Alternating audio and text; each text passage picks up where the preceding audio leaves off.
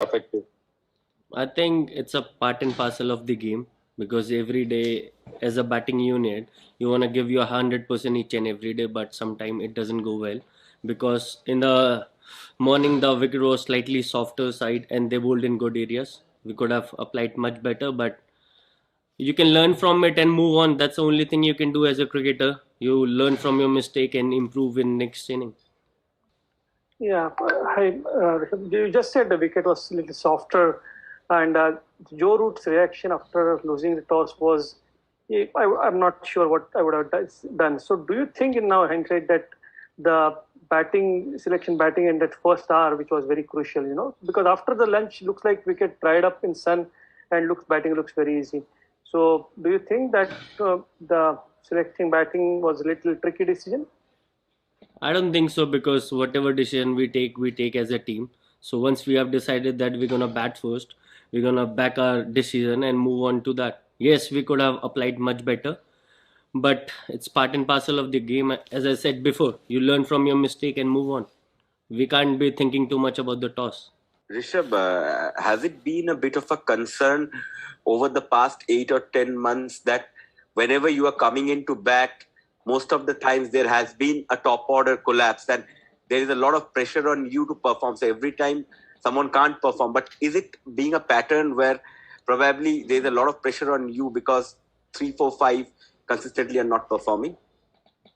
See, as a cricketer, I don't think in that manner. Whatever the situation, as a cricketer, you have to put yourself first and then think about what you can do in that situation. Because if, as a cricketer, I'm going to think that sometimes the top order collapses and you get the opportunity. I say it as an opportunity because if you do well in that situation and build your team out of that situation, you're going to do wonders in your life. So, as a cricketer, I see it as an opportunity and move on because if you're thinking too much about the pressure, because end of the day everyone is thinking good for the team. That's the only thing which matters. So if you are thinking in that fashion, I think we're going to take everything on our chins.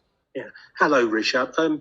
Virat seemed to be upset by something the crowd was saying whilst England were batting. Do you know what he was concerned by and what were your feelings out there whilst you were fielding? I think somebody threw the ball inside on Siraj, so he was upset that yes, you can say whatever you want to chant, but don't throw things on the fielders and all those things. It's not good for cricket, I guess. Good evening, Rishab. Good evening. So when you were batting, I remember you had a little conversation with the square leg umpire regarding where you were standing, or he had something to say to you. So firstly, what was that about, and did that force you to stay in your crease, considering you like to come out of the crease and play the seamers to tackle swing bowling?